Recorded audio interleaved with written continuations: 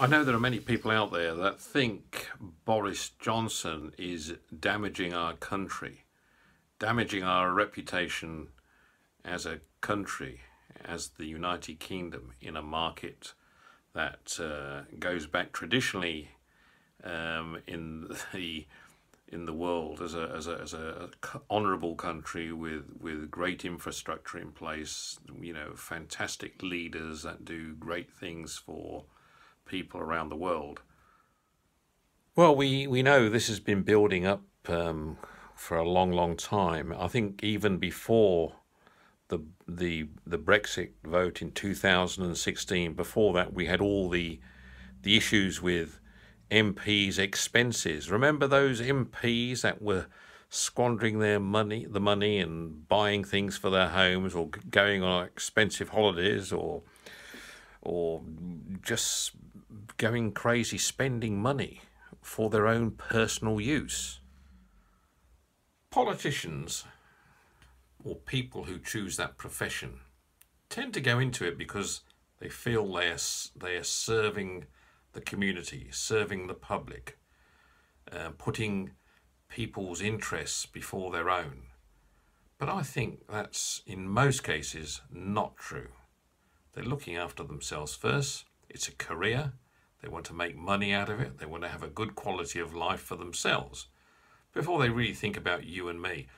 And I'm not saying that's everybody. I'm saying that is a large percentage of the people that are in politics, that are in our parliament. Senior politicians, I'm talking about politicians who feel they ought to be in government, like Dominic Grieve and Hilary Benn, and I can name lists as long as my arm. They're out to score brownie points. They're making points where they can, getting into the news headlines to score brownie points. Can't anyone really see that's what's happening? I was always told, even when I was very young in school, politics is a dirty business. A dirty business. My grandfather actually used to say that. Politics is a dirty business. There's only one great politician, and that's Winston Churchill. That's what he used to say himself. Well, I think Boris went into the role in politics with all good intentions. He's never, ever stepped away from the fact or answered the question that he didn't want to be Prime Minister. He's always stated he would like to be Prime Minister. And, I think that's always been an ambition of his from the time he was in university. I think that was clear. But he's inherited major problems, and people seem to think he's the cause of the problems. Well, actually, he's just arrived in the last few weeks, and he's trying to now delve in and sort these problems out. If you ask me, he's doing a bloody good job. He's fired all the, what I would call, disloyal members of his cabinet, got them out. He's taken to task with trying to sort out Parliament, and I think he'll come through it. And he's absolutely committed to getting us out of the EU by the end of October.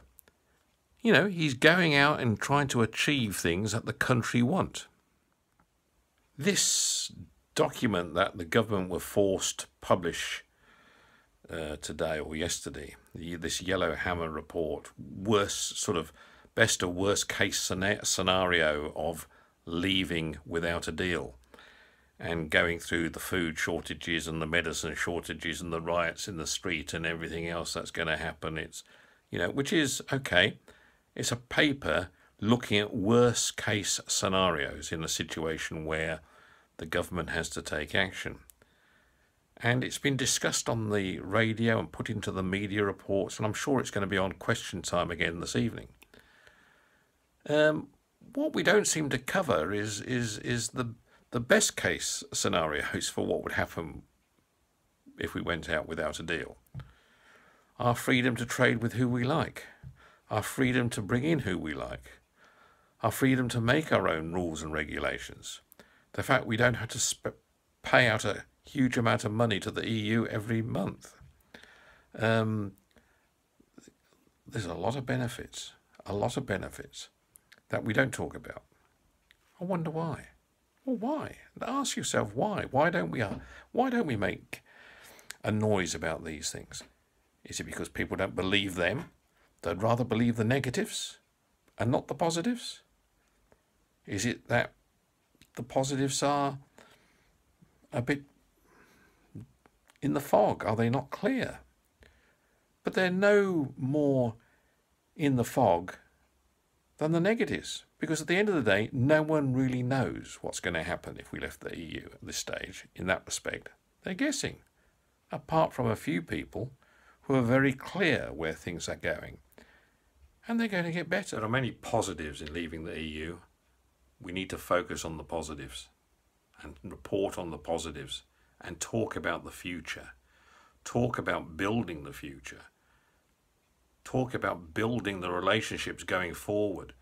We're always going to have trading relations with Germany, with France, with Italy, with Spain, with Poland, with all the countries in the EU.